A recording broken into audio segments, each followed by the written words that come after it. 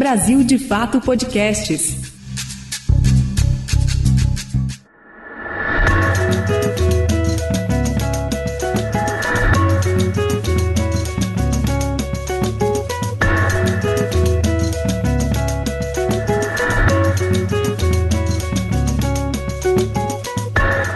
A gente está começando mais uma edição do 3x4 podcast de política do Brasil de Fato, e mais uma semana nós vamos conversar sobre o confronto que acontece no Oriente Médio, na região de Israel/Palestina. A gente até hoje continua na confusão sobre como chamar esse território. A gente espera hoje diminuir essa confusão com o nosso convidado. Antes de falar de quem está aqui com a gente, vamos falar um pouquinho sobre o nosso podcast. O 3x4 está no ar toda semana. Eu e o Igor Carvalho, repórter de política do Brasil de Fato, estamos aqui sempre com ou José Genuíno ou o nosso querido Stedley do MST. Nessa semana, mais uma vez, temos a honra de ter aqui nosso querido José Genuíno, ex-presidente do PT, que é um dos nossos comentaristas.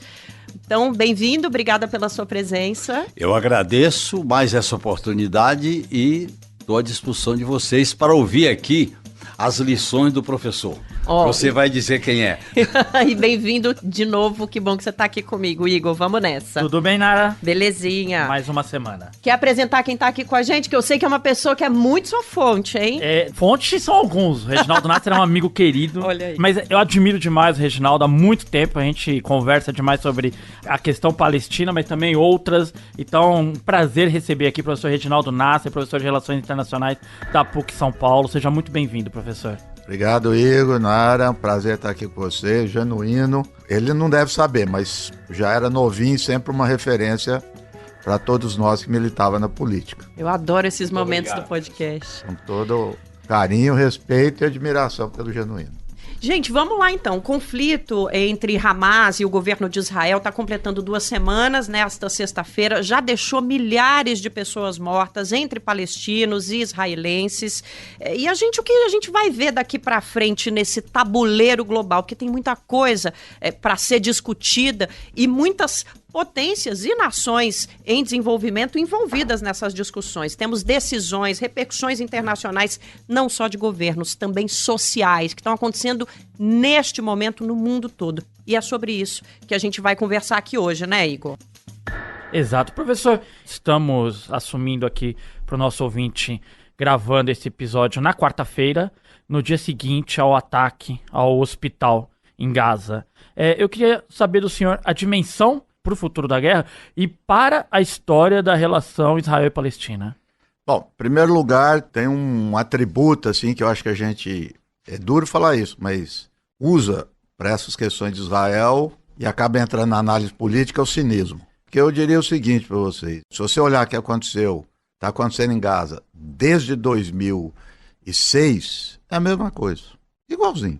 Mudou a intensidade, mudou a forma pela qual o Hamas agiu, não só pelo número de mortos, mas de entrar ou de voltar, porque os palestinos vieram de lá, voltar ao território, fazer um ataque contra civis, um ataque terrorista. Falo isso com todas as letras. Depois a gente pode falar sobre isso, como a gente pode definir terrorismo. E, vamos dizer, o ataque de Israel também se repete, mas com uma intensidade muito grande, muito maior do que a das outras vezes. Em todos esses conflitos sempre há algum fato que é um divisor de águas. Não tem como não lembrar de Sabra e Shatila. Foi em 1982 no Líbano. Palestinos eram aliados dos libaneses socialistas, comunistas, socialistas, era aliado da OLP, e os libaneses fascistas, porque inclusive o nome era Falange, aliado de Israel. Israel cercou o campo de Sabra e Shatila, onde só tinha mulher e criança e pessoas de idade, porque os combatentes haviam saído. E os falangistas entraram e fizeram o serviço sujo. Eu tenho esse evento sempre guardado para mim e tem os arquivos, que saudade, viu? Da Folha de São Paulo, que tinha, naquela época tinha jornalismo, tinha o Cláudio Abramo. E o Paulo Francis, mesmo sendo de direita, eles fizeram uma cobertura impecável. E Sabra e Shatila, mesma coisa, ali na transição, Israel negava até o final, falando que aquilo foi cometido, mesma coisa agora, pelos palestinos, não sei o quê, e descobriu-se que não era, e foi um divisor de águas.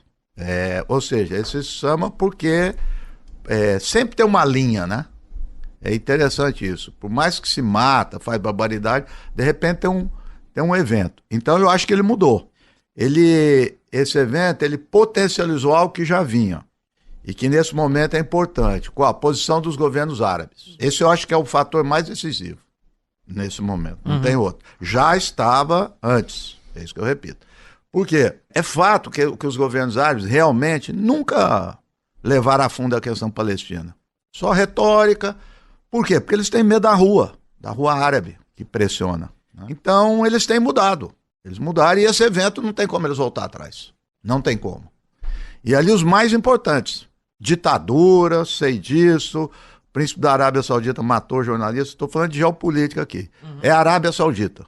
Arábia Saudita e Emirados Árabes. E hoje, agora, não sei, acho que já terminou, uma reunião importante que pouca gente falou.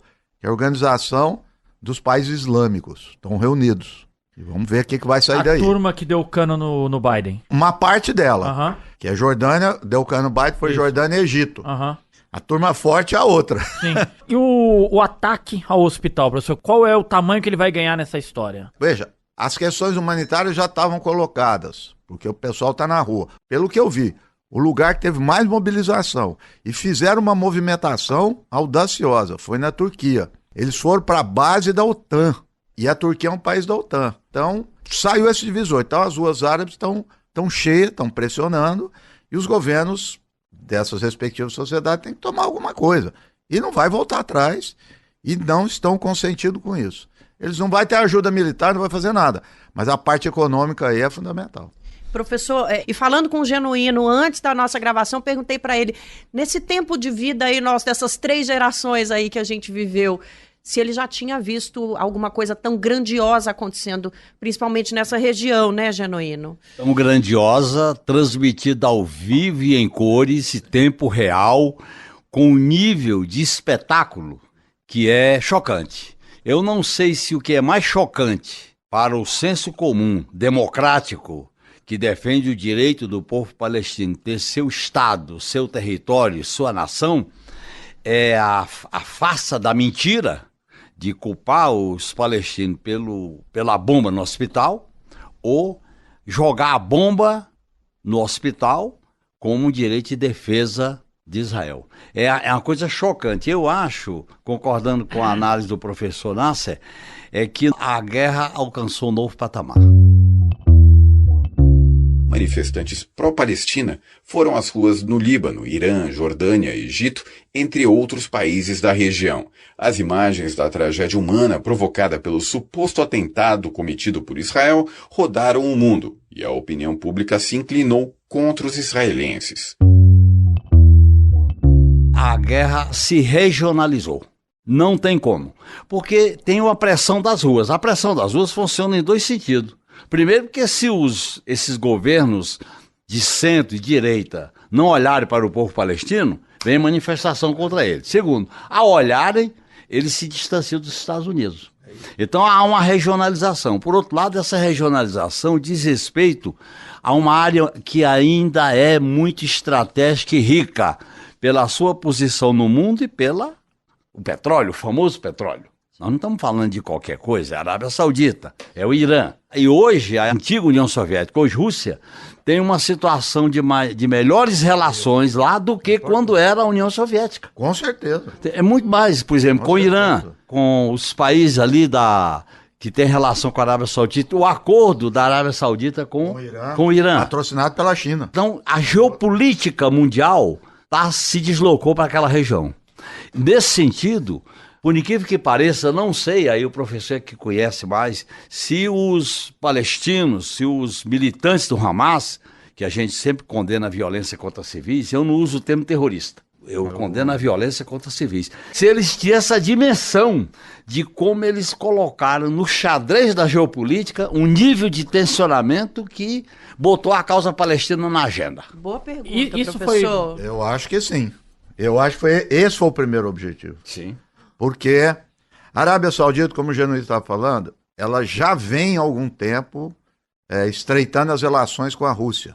Já há algum tempo. Veio a guerra da Ucrânia, os Estados Unidos pressionou e piorou. Ela aproximou mais ainda da Rússia.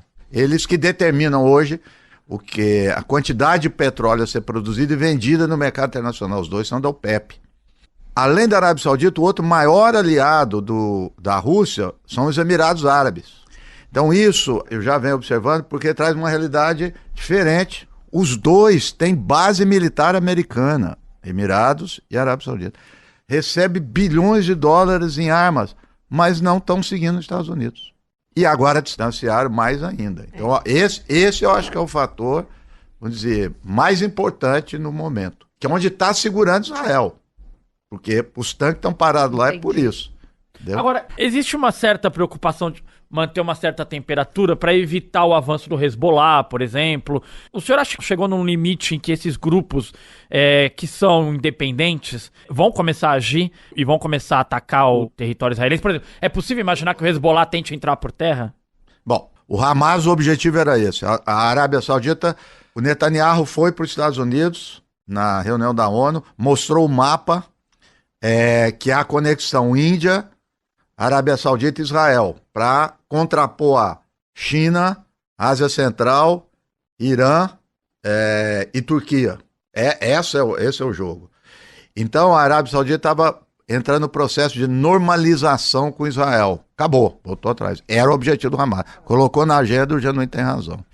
A questão militar lá, quando eu acho que fala assim, o conflito vai generalizar, muita manchete. O único ator armado que tem condições de entrar em guerra com Israel chama-se Hezbollah. Só. Síria está arrebentada, todo mundo está arrebentado. Ninguém vai fazer nada para imitar. Hezbollah tem arma pesada. A Irmandade Muçulmana não vai querer se meter nisso? Não tem nada, Irmandade Muçulmana, né? Não tem nada, não tem poder de fogo. É o Hezbollah. Hezbollah tem. Hezbollah em 2006 expulsou Israel do Líbano. Tinha expulsado antes na Guerra Civil e expulsou de novo. E de lá para cá cresceu em poder. Então o Hezbollah pode. Esse é os porta-aviões dos Estados Unidos, da Grã-Bretanha, estão indo é por causa do Hezbollah. Mas acredito que nenhum vai fazer isso.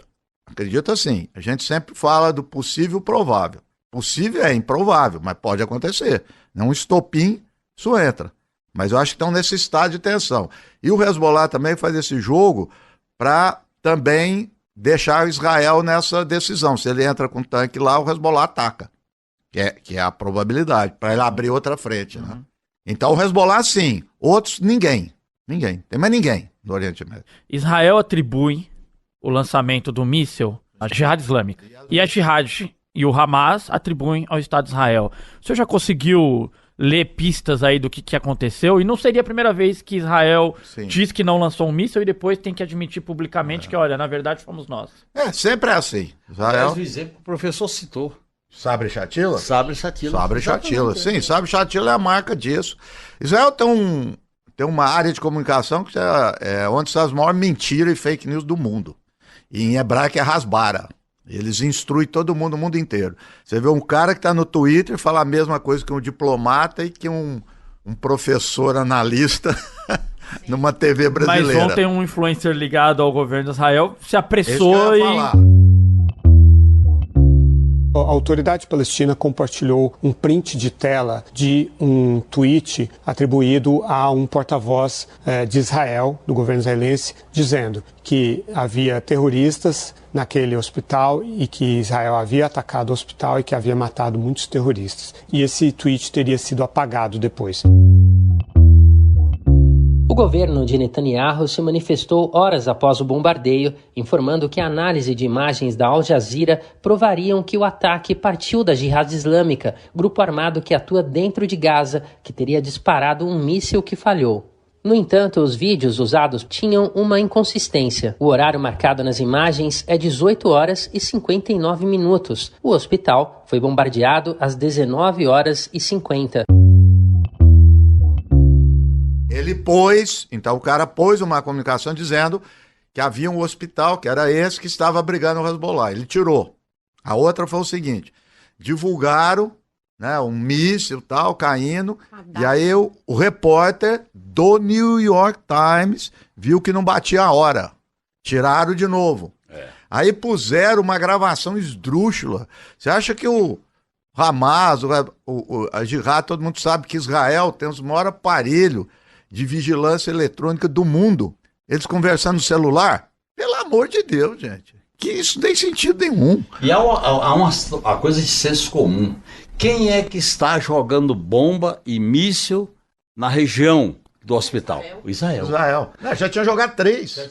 Pois é. E quem é que está as ações no território de Israel? O Hamas. Mas não tem a notícia de bomba do Hamas no território de Israel. Sim. Portanto, está claro. Eu acho que isso aí não vai se sustentar.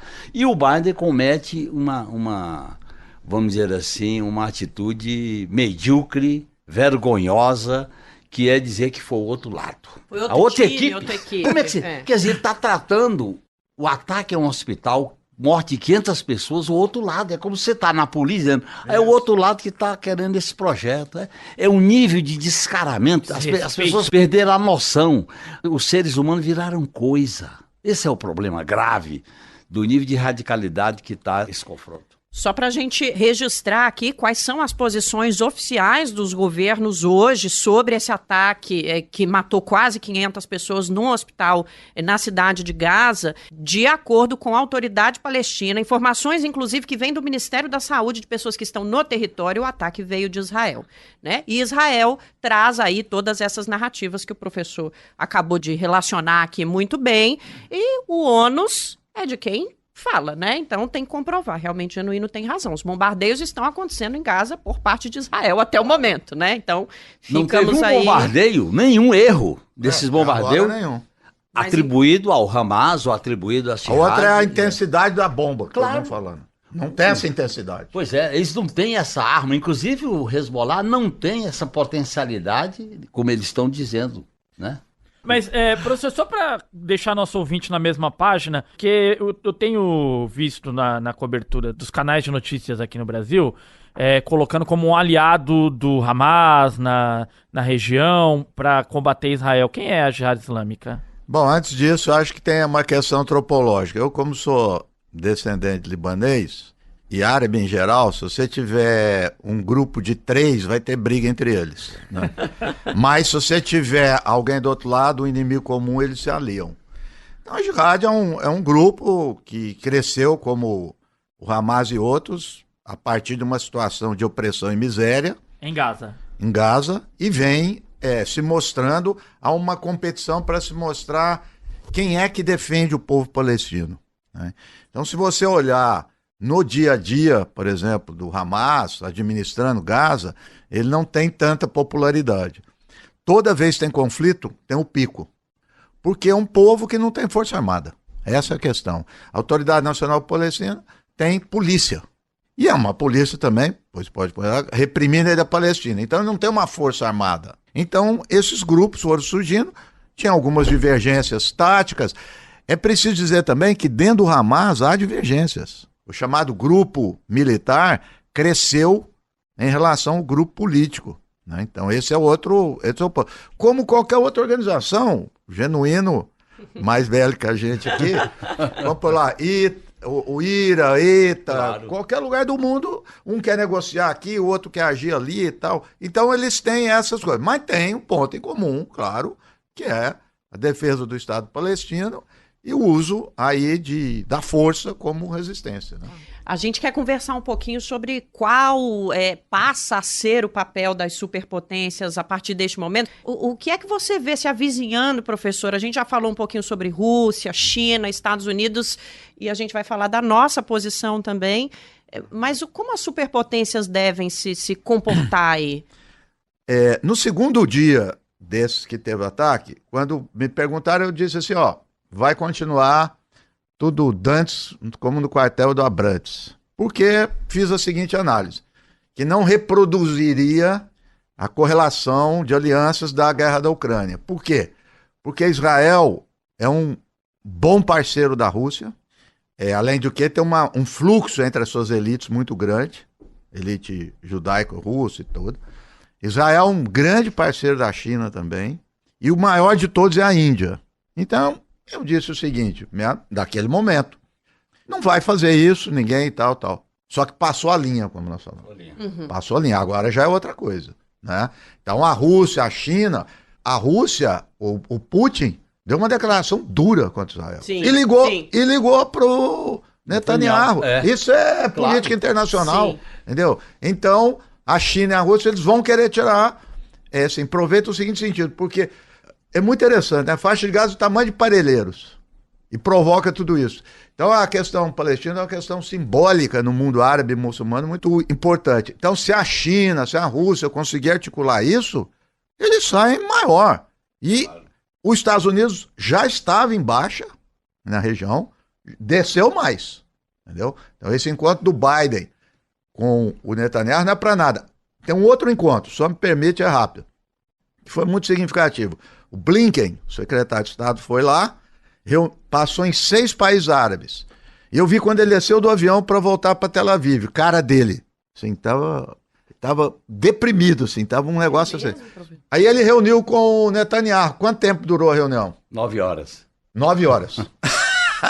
Uma reunião de 9 horas. É porque as coisas estão complicadas. Complicado Tá esse muito tempo. Eu vi complicado. você anotando alguma coisa aí, Não, é que né? Pergunta? eu acho que a resolução na ONU apresentada pela Rússia foi muito contundente e passou essa linha que o professor está falando. Passou a linha. Porque ao colocar a questão do cessar-fogo e ao citar o Estado de Israel, a Rússia teve uma posição bem avançada. Sem dúvida. E hoje ela está colocando, a imprensa está divulgando que ela vai colocar como condição, e vai botar o Brasil numa sinuca, depois a gente vai discutir, para votar a resolução da ONU, apresentada pelo Brasil, a Rússia está exigindo que cite o massacre no hospital. Tem que citar. Ser registrado. E o Brasil não pode deixar de citar. Imagina. Não pode, porque aí é uma questão até de princípio para um governo democrático. Ô, Genuíno, vou pegar carona aqui na pergunta da Nara. Onde que vai parar essa geopolítica, a guerra Rússia e Ucrânia? Uma vai influenciar a outra. A Rússia já ganhou a guerra. Claro. Mas Você já ganhou. O que vão fazer com esse bode na sala que é o Zelensky, que passou aí, beijou a mão de metade do mundo? O que vão fazer com esse bode na sala Primeiro, o agora? Zelensky deixou de ser a figura pop do mundo capitalista, ocidental, neoliberal, imperialista. Deixou, saiu da agenda. Ele deixou de ser a figura principal da agenda. Segundo, a Rússia já ganhou aquela guerra. Ali vai administrar as perdas e danos. É uma questão de administrar. É tanto que eles não estão colocando mais a questão da Ucrânia para a União Europeia e para os Estados Unidos no centro da disputa. O centro se deslocou. A crise do mundo multipolar se deslocou do conflito Ucrânia e Rússia, Estados Unidos, OTAN versus Rússia usando a Ucrânia, com o Oriente Médio. Porque o Oriente Médio tem a questão potencial da região em petróleo, tem conflito entre as potências e há um fato novo. A política externa da Rússia tem as marcas e a competência da velha União Soviética. O que o Putin está fazendo é de uma competência diplomática. E se o Brasil não tomar cuidado, depois nós vamos discutir, o Brasil vai ficar à direita da Rússia. Já está, né? Já está à direita, vai ficar. Então isso é negativo. Para um governo que tem compromisso democrático, o Brasil está correndo o risco de ficar à direita da Colômbia, do Petros, e à direita da Rússia. E a China vota com a Rússia. A China não vai deixar de votar com a Rússia. Mas será que a gente vai abrir essa porteira agora, Igor? Porque essas afirmações aqui... Só completar o que ele disse. O Zelensky pediu para ir para Israel. O Netanyahu falou para ele não ir. Fechada. Eita, Claro. Lele. Pô, fica aí, você tem Ô, coisa Igor, para resolver. Deixa eu... Será que... É isso que eu ia falar. Antes da gente entrar no Brasil, eu sei que tem mais coisa aí. Eu queria repercutir só uma coisa. O professor me deu uma entrevista aqui incrível, em que ele definiu o terrorismo.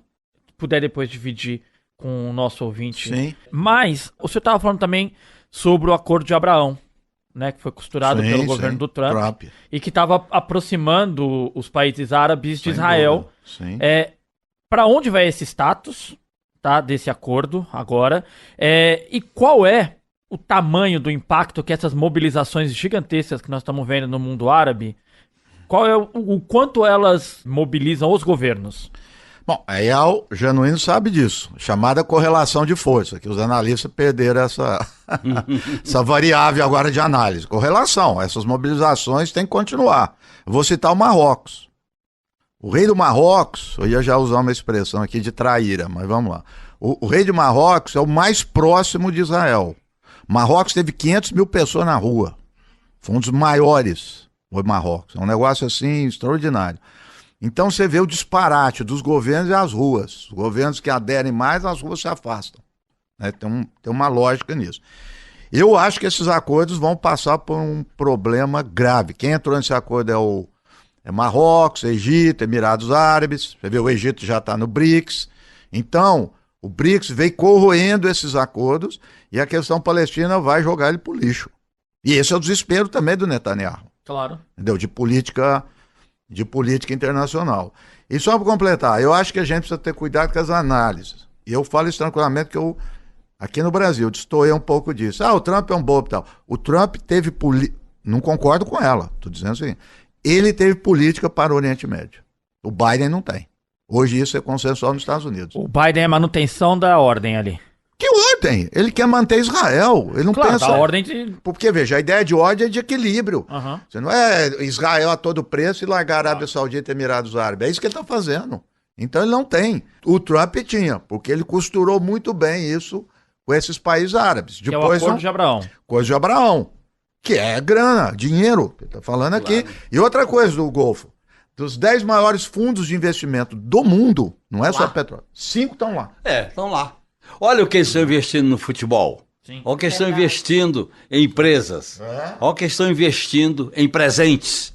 Que eles estão investindo, inclusive, com as privatizações que acontecem pelo mundo. Aqueles presentes eles jogaram no chão, o Bolsonaro lógico. pegou. Aquilo não é nada.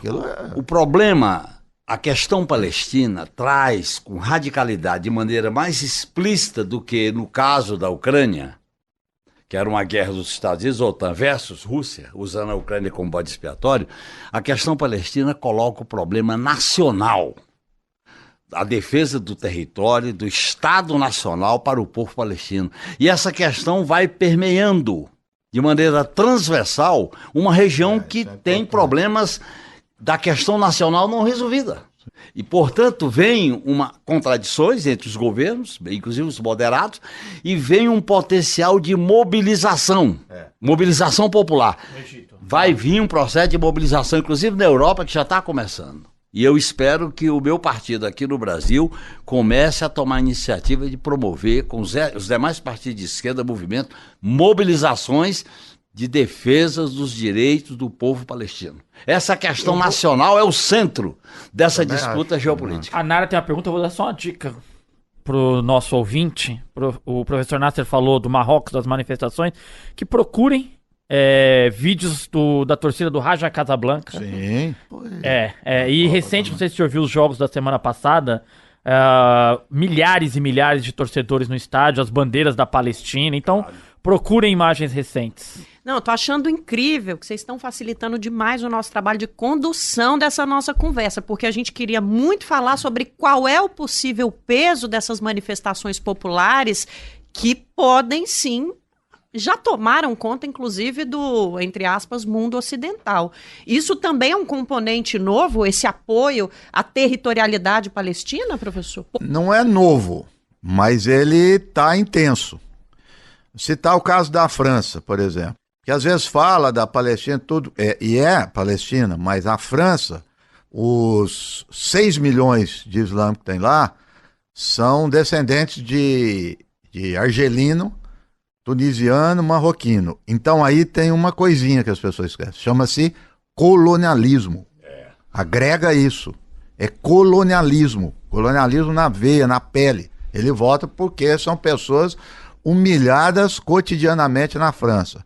Então há uma identificação com a causa palestina. A causa palestina, ela... E ele vai pra rua. Claro. Eles sempre foram pra rua. E sempre foi assim. Sempre foi assim. Claro. Nunca lá. E agora a Inglaterra, Alemanha, uma repressão brutal.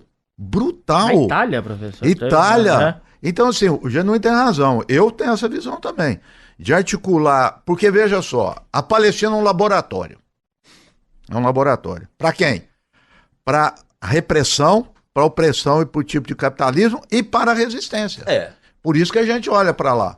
Tem um filme de um judeu antisionista chama The Lab, o laboratório. Pega no YouTube. Que é os israelenses vindo aqui dando curso no BOP. E o cara vai junto, fala assim, vamos ver uma prática. Eles matando as pessoas na periferia. E outro dia eu vi a TV Bandeirantes, levou, acho que o BOPE, o cara... Não, a Globo levou o BOPE, o cara do BOPE, para explicar como é que invade Gaza. Mas também tem a resistência, entendeu? Então, a mobilização no mundo, Palestina é o símbolo. E eu vou citar, professor, o exemplo. Não é por acaso que o embaixador de Israel no Brasil aparece junto com a bancada do bolsonarismo mais radicalizado ontem. Então há um centro de gravidade que vai polarizando essa questão. E a questão palestina sempre foi algo muito vinculado à ideia da libertação, à ideia das mudanças sociais, e voltou à tona, porque a situação dos palestinos hoje é pior do que antes. Muito. O massacre, a violência. E eu acho que isso aí é um denominador comum para o posicionamento da esquerda.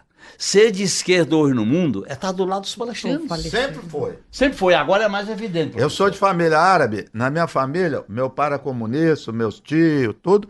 Só eles que eram a favor da Palestina. Os outros não são.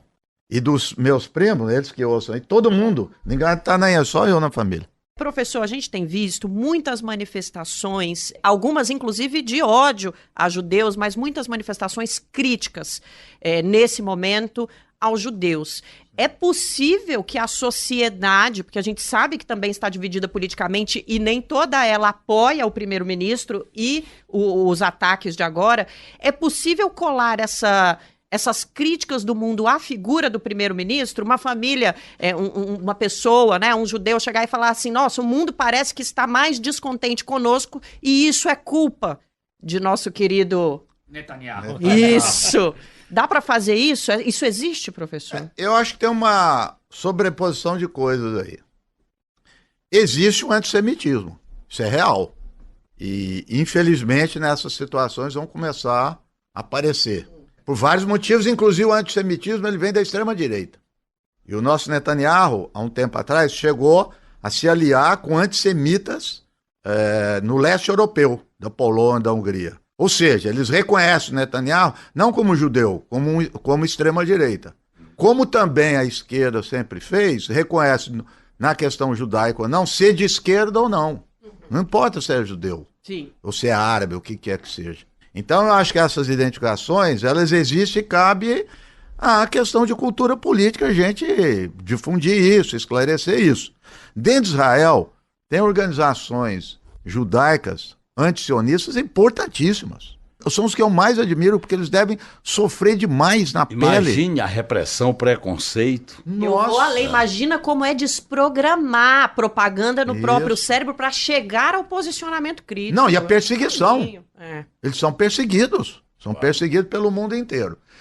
Mas isso começa a se reavivar. Então eu acho que a questão é muito clara. Vou voltar ao que o Genuíno falou. Nós estamos discutindo questão nacional. Isso sai de fora de moda. Mas tem que voltar. É um Estado nacional. Então as palavras estão meio fora de moda, libertação nacional, autodeterminação dos povos e construção de Estado. É isso. Quem apoiar isso, eu estou junto. Como eu já disse, eu estou junto com os curdos, eu estou junto lá no Saara Ocidental, qualquer canto do mundo, eu estou junto com esse pessoal de autodeterminação dos povos. E a esquerda sempre apoiou. Quem apoia a autodeterminação dos povos é a esquerda. Então eu acho que essa questão da Palestina, ela permite isso. Né? Permite que isso traga, que dá mais visibilidade. E olha, eu me lembro, estava citando um tio meu que foi do Partido Comunista, secretário de Relações Exteriores do Partido Comunista aqui no Brasil, a maioria dos militantes que estava com a gente era judeu, década de 70, 80, aqui no Brasil, que eram todos de esquerda. Né? Então, na verdade, o que houve também não é nada não é a questão judeu-árabe, é a questão de esquerda e direita. Agora, só finalizando, mas o problema não é o Netanyahu, entendeu? Isso é uma expiação, como já foi com o Sharon, entendeu? O Sharon, que foi o responsável pelo massacre de Sabra e Shatila, tiraram ele e os outros massacres continuaram. Ele é um bode expiatório. Estrutural, professor. A consequência de apoiar o Estado de Israel é isso, não é troca de governo. Apareceu um debate no parlamento israelense e um jornalista judeu compartilhou e eu vi. 2 deputadas discutindo. Uma deputada da oposição ao Netanyahu, disse que as crianças em Gaza são responsáveis. É essa a oposição do Netanyahu. Professor, o senhor teme uma escalada maior? Por exemplo, o Irã todo dia ameaça Até agora não fez nada. Mas todo dia vai lá e diz, olha... E nada. O senhor teme um envolvimento do Irã, uma escalada maior, que gere uma proporção... Não. O Irã é um dos países do mundo que é mais realista em política externa. Se observar, eles têm uma estratégia única desde que chegaram ao poder lá em 79. Então, na política externa, eles são realistas. O que eles fazem? Eles apoiam os movimentos transnacionais. Hezbollah, Hamas e tudo. Ele não entra diretamente, até porque não quer perder. O Irã cresceu com as invasões americanas. O Irã em 2023, o Irã em 2001. É outro. Então, cercou o Irã, né? Eu sempre falo isso. Olha no mapa. Invadiu o Afeganistão, Iraque, fronteira. Afeganistão. Invadiu o Iraque, outra fronteira. E no norte e no sul, base militar. Ele ficou cercado e saiu bem disso. Então, economicamente, politicamente, o Irã hoje é o grande influenciador na região. É uma potência regional. Mas ele não entra direto. Não é. E ele quer se preservar. Claro. Quando os Estados Unidos botam aquele porta-aviões, com a justificativa que era para conter, na verdade não é para conter. Aquilo ali, aquele porta-aviões está olhando é para o Líbano. Está olhando é para o Hezbollah. Sim. Para evitar a generalização se dar por ali. Claro. Não vai se dar pelo Irã. Agora, é claro, o Irã respalda iniciar. O que vai acontecer com o episódio do hospital, da bomba, eu acho que vai crescer as manifestações no mundo inteiro de solidariedade aos palestinos. Eu acho que vai crescer. Só um ponto, um segundo, você me corta, tá? Mas que é importante, volta ao outro, que é a política externa do Biden. Porque, veja só, o Irã combateu o Estado Islâmico. Foi o único que combateu no terreno, o Irã e o Hezbollah. Ninguém enfrentou os caras no terreno. E os curdos, no norte da Síria. Mas ninguém entrou lá, era só bomba. O Irã garantiu o governo do Iraque, olha como é que as coisas são engraçadas, que era apoiado pelos Estados Unidos. Aí você vai dizer, ué, por que os Estados Unidos fica contra o Irã? Israel? Então, nos Estados Unidos já estava crescendo, e eu acho que vai crescer. Na hora que sair esse clamor da opinião pública, na elite política, não porque é contra ou a favor, mas assim, nós estamos sendo tragados por Israel. Entendeu? Então isso já vinha... Uma âncora. Tá puxando para o fundo. Eu acho que a crise do governo Biden, na véspera da sucessão presidencial, vai se agravar devido a essa posição que ele está adotando de ficar refém do Netanyahu. Ele está virando refém. Isso vai rachar mais ainda a sociedade americana, vai ter uma disputa eleitoral barra pesada. E eu acho que o Biden está dando demonstração de fraqueza. É isso. Essa frase dele é outra equipe. Como é que você numa guerra fala outra equipe? Tem que falar foi outro país, outro exército, outra equipe. Foi outro time. E antes de dar continuidade aqui na nossa discussão, no nosso debate, um intervalo rápido para falar sobre a campanha Apoie-se do Brasil de Fato. Se você gosta do conteúdo que a gente produz, gosta das coisas que você escuta aqui no podcast e gosta do que a gente está levando para o brasildefato.com.br, para as nossas redes sociais, apoie a comunicação popular. Acesse apoia.se/Brasil de Fato. Agora nós estamos aqui numa sinuca de bico, porque tem um monte de coisa que eu ainda quero falar e a gente tem que voltar para casa. A gente tem que falar de Brasil, Igor Carvalho. Vamos. Eles estão loucos para falar mal da diplomacia brasileira. Vamos dar essa oportunidade para eles. Antes, a gente sabe, eu vou ser um pouco mais elegante. Antes do posicionamento crítico / falar mal, a gente vai fazer um resumo do que aconteceu aqui até agora, porque a gente está num momento muito específico. É importante que a gente saiba em que momento da diplomacia brasileira a gente está, né? O Brasil está na presidência temporariamente do Conselho, e tem uma proposta à mesa colocada para que as outras nações concordem ou não. É um momento diferenciado de um certo protagonismo, embora temporário, né? E o presidente Lula vem falando, desde que foi eleito, sobre paz, no caso da Ucrânia, da Rússia, e até em território nacional, muito. Esse é um discurso que se colou na diplomacia brasileira, que a diplomacia brasileira nasce do acordo, do diálogo, lá mais de 200 anos atrás. E aí, professor, a gente fala, acho que primeiro entender, nós estamos num momento especial mesmo, o Brasil está indo bem na coordenação de sua política externa frente a esse conflito que é global, não tem como a gente sair dessa análise. Até os eventos agora, em todas as entrevistas que eu fui, todo debate que eu fui, eu assinei embaixo ipsis literis que o governo fez. Tudo. Concordo mesmo. Ucrânia, tudo, sempre defendi todas as afirmações do Lula. postura. Aliás, o que ele sempre estava, antes do conflito, falando da Palestina. Agora eu acho que tem um outro problema aí. Não é questão de falar mal. Não, a questão é o seguinte. Veja só. Quando você está no Conselho de Segurança, você é chamado a ter a responsabilidade. Sim. Ainda que seja simbólica, isso aí não vai resultar em nada. E tem uma frase, não vou ser cabotino aqui, mas tem que dar ao autor, do Rousseau, que é quem quer os fins, quer os meios. Então, o Lula quer ser líder internacional? Se ele quer, ele tem que dar declarações políticas.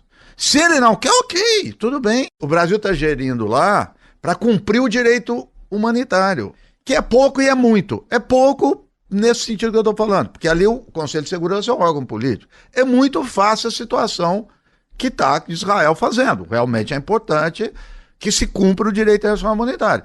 Mas quem fizer isso, ele fez o dever de casa, não é mais nada.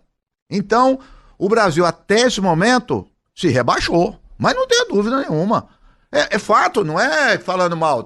A gente olha o cenário internacional. Turquia está entrando no meio. Claro, a Rússia e a China, o Genuíno já falou, a Rússia dando um banho, é um parênteses aqui, mas fazendo a conexão. Eu, quando começou essa crise, eu falei, que saudades do meu amigo Marco Aurélio Garcia. Ele dava o tom. Por quê? O Amorim é um grande diplomata, o maior da história brasileira, mas não é o cara da rua. E o Lula falou isso na morte do Marco Aurélio. Eu guardei essa frase. O Lula falou, o Amorim é do gabinete, o Marco Aurélio é da rua. O tato, a percepção política. O Brasil está sem, está órfão disso, entendeu? E é isso, as ruas estão aí, os movimentos estão aí, o Brasil está à espera. E eu lembro o Marco Aurélio me contar do Putin. Ele falou, olha, ele chega nas reuniões, ele domina. Entendeu? Goste ou não é... Até os coisas que não é direita ou esquerda. Vamos dizer, eu vou na mesma linha. Nós não éramos na política externa ativa e altiva? Cadê o altiva? Sim. Isso não é altiva. Isso. Boa pergunta. O Putin deu uma declaração contundente e conversou com o Netanyahu. Estou falando isso porque tem muita gente que fala, não pode falar porque... De onde tirou isso? Tem que falar contundente, porque houve algo que aconteceu. Então eu acho que é um momento muito complicado. Para piorar, eu fui rever a história de Sabre e Chatila. Então eu vou recolocar para o pessoal. 1982, quem era o nosso presidente? Figueiredo. Eu fui lá e eu tenho um arquivo lá na Folha. E a gente estava em chamas nas ruas, né? Então, aí todo esse conflito, não sabia ainda quem era. A nota do Itamaraty não falou quem era, mas foi assim, acontecimento abominável o Sabre e Chatila. É escandaloso, é crime. O Itamaraty de 1982 falou isso. Sou contra ficar confrontando, isso é burrice, mas abaixar a cabeça também não. Também não pode. Tu canou, Genuíno? Olha, ter posição política é fundamental num quadro de crise. E ter posição política não é se isolar. Ter posição política é você marcar território e a partir daí negociar. Eu acho que o pragmatismo quando eu estava no governo falar dos itamaratocas, não pode ser a base da posição do governo. Não pode. Eu acho que o mundo multipolar exige do governo democrático, do governo Lula, um posicionamento. Por exemplo, a Rússia está certa em exigir que seja citado na resolução da ONU, que deve estar sendo discutida e votada, o massacre no hospital. É claro que a Rússia está certa, você tem que colocar. Porque o Brasil achou que com boas maneiras, com boas declarações, ia abrir aquela fronteira do Egito com Israel, o chamado cordão humanitário. Olha bem, se é para fazer o cordão humanitário, o imperialismo americano já mostrou. Claro. Se é para ter uma proposta, vamos dizer assim, meia boca, eles não dão esse crédito à ONU, ao Brasil, e eles vão fazer. É verdade. Eles vão fazer. Tanto que o Netanyahu já disse, agora eu falei certo, né? Quase. Mas quase. Ele já disse que vai ter o corredor humanitário para o sul. Isso. Sim. Ele já disse que vai ter assistência social. Eles adotam isso para não dar o trunfo para um governo, um país que está em ascensão. Então, nesse sentido, eu acho que a posição do governo está recuada. A posição do governo tinha que ser muito contundente na crítica, e porque a crítica não impede você negociar. Você pode fazer a crítica e chamar, e dar um telefonema, e chamar para um papo, chamar para uma conversa. No meu modo de entender, um governo democrático, ele tem que tomar um posicionamento olhando para o Itamaraty, para a diplomacia, olhando para as ruas. Essa questão está nas ruas. E não pode deixar de olhar, principalmente pela história do PT. Por exemplo, o PT tem uma história de solidariedade ao povo palestino. Desde quando o PT foi fundado. O PT sempre teve relações com a autoridade palestina. E o PT sempre defendeu o direito do povo palestino ter um Estado viável, autonomamente, independente. Então, não dá para colocar isso fora de debate. Eu acho que, inclusive, as posições que o Lula estava adotando sobre a Palestina antes da guerra era mais avançado do que a que ele está adotando agora com o estouro do conflito. Não tem dúvida. Inclusive, ele tomava a iniciativa de colocar a questão dos palestinos. Eu acho que o Brasil precisa rever. Enquanto você está falando aqui, Genuíno, eu tô, nossa, que campo bom que é esse campo da esquerda, né? Que bom que a gente poder falar, dialogar e fazer essas críticas sem nenhum tipo de temor, enfim, e sem nenhum tipo de picuinha também. Eu estou respaldado pela nota que o diretor nacional do PT aprovou na segunda-feira. Quem sai, talvez, muito chamuscado dessa história é a ONU, por exemplo, como esses organismos internacionais. A OTAN já tinha ficado muito chamuscada na história, mas aí ela tem toda uma proteção do Ocidente. Se a ONU não tiver cuidado, vai sair o atestado de óbito da ONU. E o que seria o atestado de óbito da ONU, Genuíno? Um esvaziamento, a perda de legitimidade, não ter autoridade, fica fazendo reunião. E o poder? Eu não quero o enfraquecimento da ONU. É bom que a ONU se fortaleça. Agora, um organismo multilateral, para se fortalecer, tem que ter atitude, tem que ter posição. Eu acho que está faltando uma declaração mais forte do secretário-geral da ONU. Eu conheço o Antônio Guterres. Está precisando de uma declaração mais forte. Porque a situação está no limite. Olha, o problema mudou de patamar. Mudou. Mudou, quer dizer, um hospital que joga uma bomba com 500 mortes, que é isso? Mas não é um órgão muito subserviente às 7 economias do mundo? Vamos às coisas seguintes. Quem criou a ONU? Estados Unidos.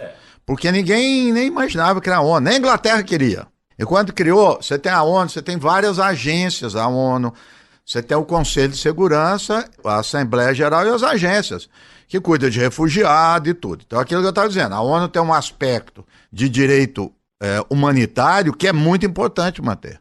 Inegável. Se não tiver isso, já é a barbárie. Acnur. Acnur, todos. E os órgãos, tem muitos órgãos em torno deles. Isso é uma coisa. Aí tem o Conselho de Segurança, que é quando a gente olha, né, que quer ver agir. Né? Mas como é que ele é constituído? Veja só, a única vez na história da ONU que houve consenso. Na Guerra do Golfo. Só. Nunca. Então é o contrário. Lembra da guerra? A ONU vai acabar. Porque não tem consenso. Não, o contrário. Só teve consenso. E da Líbia, que a Rússia e a China se abstiveram. E aí a OTAN, autorizada pela ONU, atacou a Líbia. Mas em nenhum momento da história houve isso. Então, por exemplo, no caso agora, o que seria o dever da ONU? Porque, volta ao sabre chatila, hein? Porque é isso. Foi autorizada uma força de paz.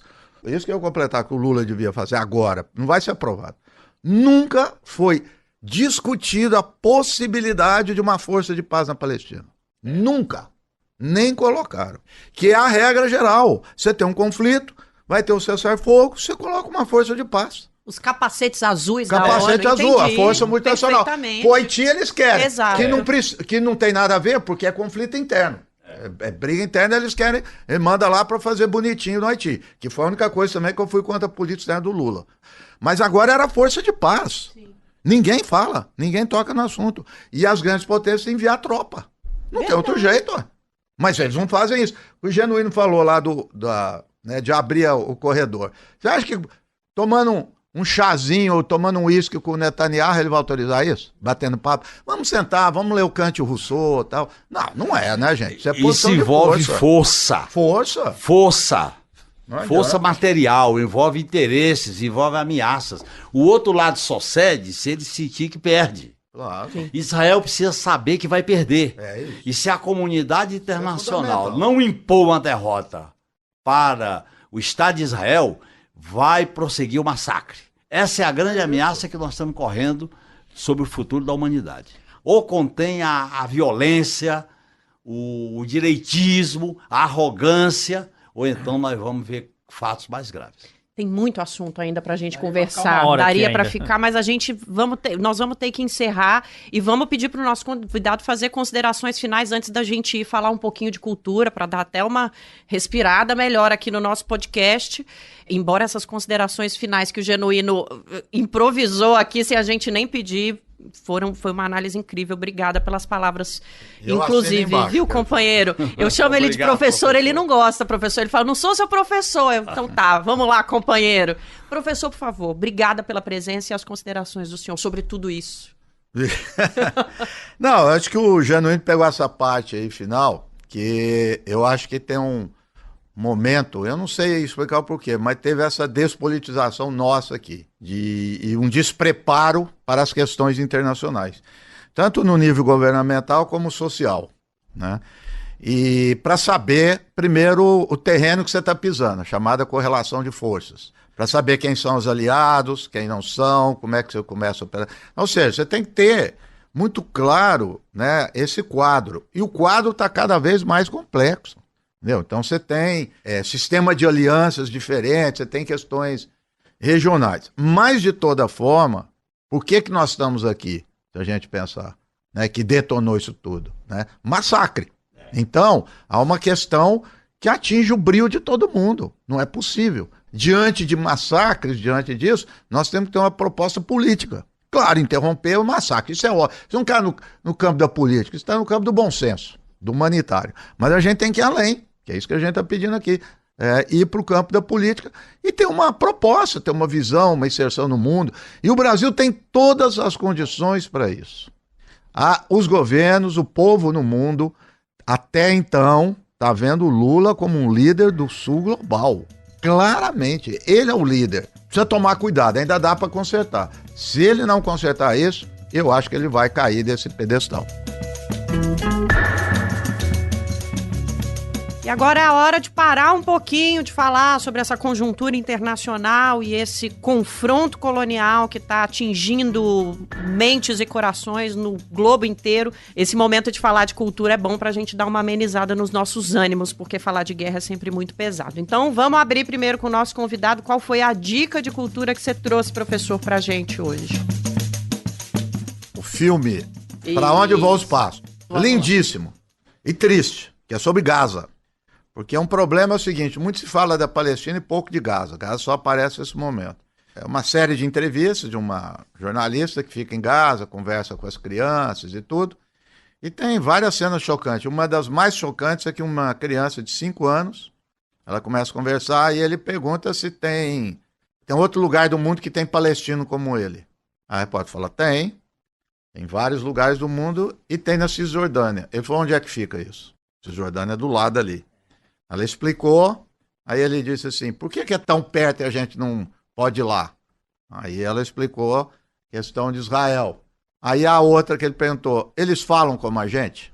É muito triste, mas ao mesmo tempo há resistência, porque, portanto, ele traduz essa questão dos palestinos. Embora eles estejam espalhados pelo mundo, um não vê o outro, a maioria dos palestinos que existe no mundo não conhece a Palestina. Eles foram expulsos. Mas eles mantêm uma identidade, né? Acho que isso é importante. Então o filme é muito bom, qualidade, técnica, roteiro, é muito, muito legal esse filme. Essa questão de identidade tem aparecido muito nas conversas da gente aqui com as nossas fontes, de como o povo palestino consegue manter essa unidade, sim, essa relação com o território, mesmo com o território tão fragmentado. Professor, você tem mais dica pra gente, né? É o livro, um clássico.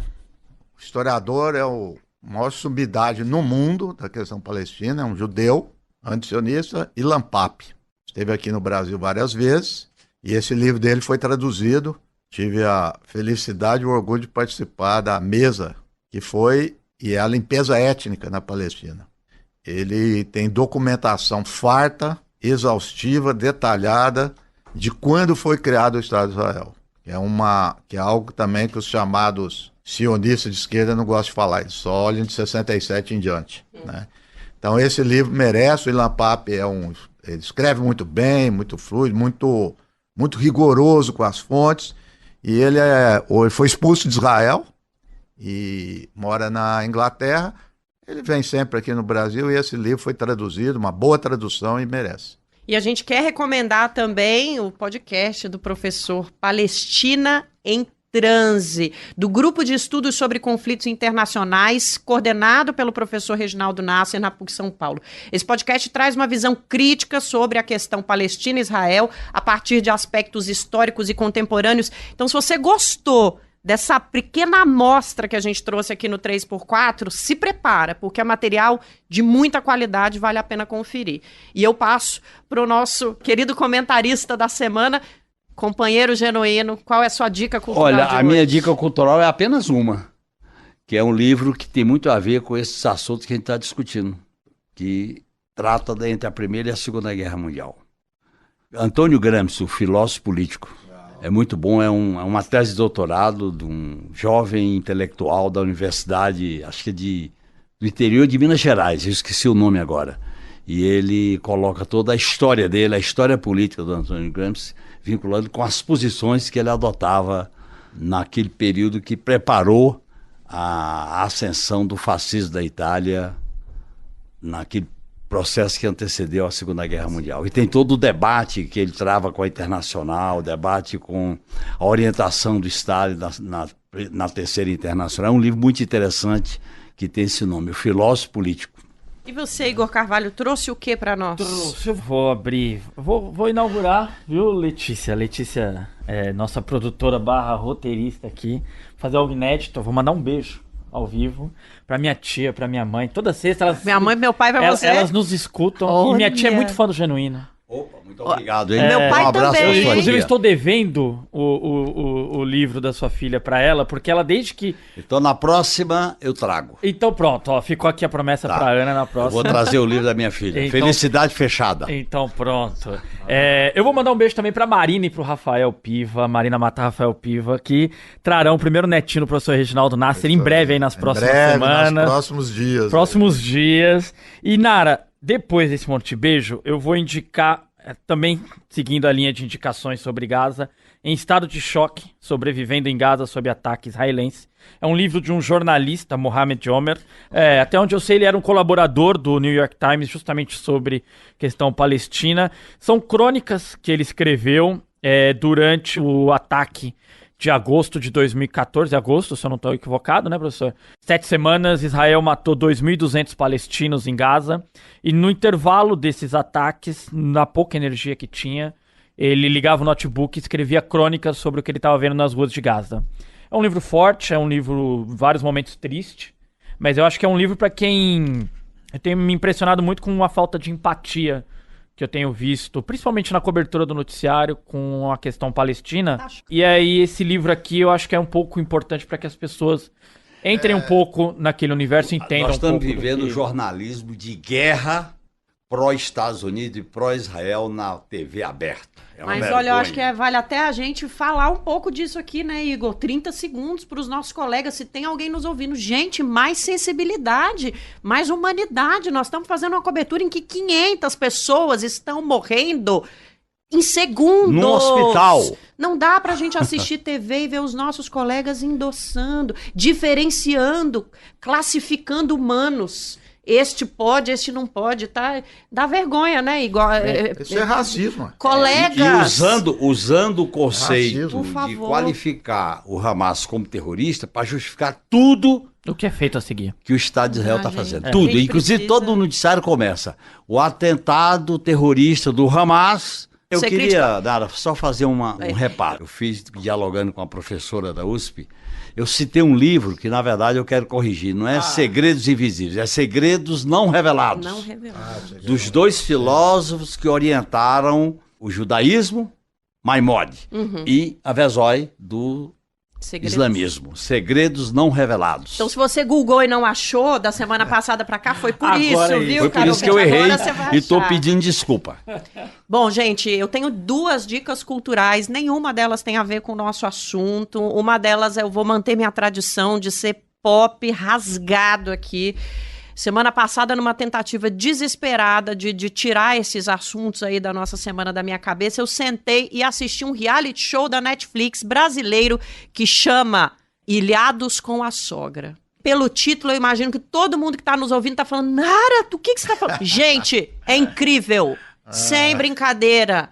Vou falar pra vocês, o formato reality show eu não preciso criticar, nem falar bem, já tem aí há mais de uma década um monte de gente, inclusive, estudando o formato, mas parem pra assistir o novo projeto, é muito bom. Eu vou falar pra vocês, é um reality show muito bom. Ilhados com as Sogras. Aliás, eu vou falar a melhor seleção de elenco, mulheres brasileiras, assim que você olha e fala, meu Deus, que luta essa mulher viveu até aqui, contando suas histórias e como essas pequenas relações familiares, elas podem virar macro e nos ensinar muito sobre as nossas relações macro também. Tem muito material. Gente, é filosofia, psicologia, eu acho que eles nem imaginam o que eles fizeram, viu? Vou ver, eu gosto, sério. E a minha segunda dica é, por coincidência, eu não tô entendendo mais o algoritmo do YouTube, viu, gente? Ele mudou algumas coisas aí do ano passado pra cá e tá oferecendo coisas diferentes. Às vezes é estranho porque o YouTube traz pra gente o que as pessoas mais assistem agora e não o que você mais assiste.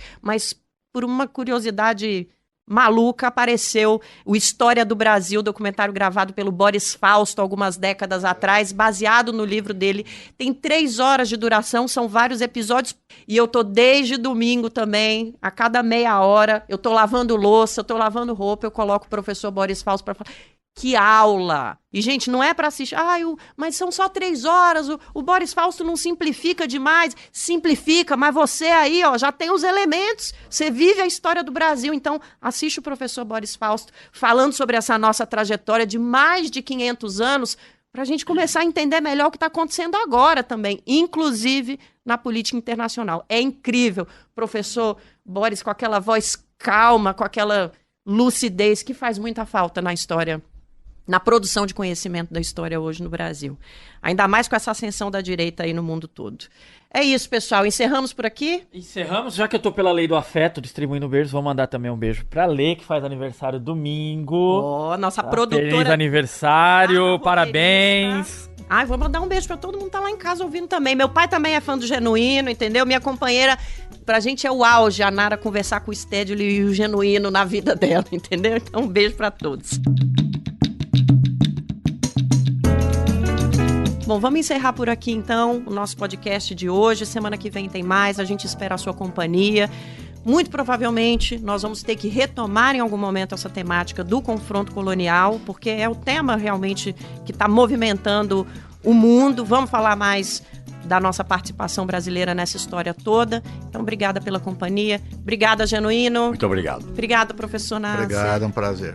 O 3x4 está encerrando aqui, mas se você quiser participar, mandar sua opinião, mandar seu recado, os nossos canais estão abertos. Nosso e-mail é 3x4@brasildefato.com.br. E é claro que estão abertas também as portas das redes sociais do Brasil de Fato. Então vai lá, participe. A gente agradece mais uma vez os nossos participantes, agradecemos a você que está aí do outro lado. O podcast está terminando por aqui, mas semana que vem a gente está de volta com mais análise política do Brasil e do mundo aqui no 3x4. Nosso podcast é apresentado por mim, Nara Lacerda, e pelo meu colega de redação, Igor Carvalho, repórter de política do Brasil de Fato. Nossos comentaristas são João Pedro Stedley e José Genuíno. Esse programa usa áudios da CNN. A direção é de Camila Salmásio, na produção e no roteiro, Letícia Holanda. A trilha sonora original é de Alejandra Luciani, edição e sonorização é de Emerson Ramos, nosso cinegrafista é o Vitor Shimomura. Identidade visual, Micael Gonçalves. No Brasil de Fato, a coordenação de rádio e TV é da Monize Ravena e a direção de jornalismo é da Nina Fidelis. É isso, a gente fica por aqui. Até a semana que vem.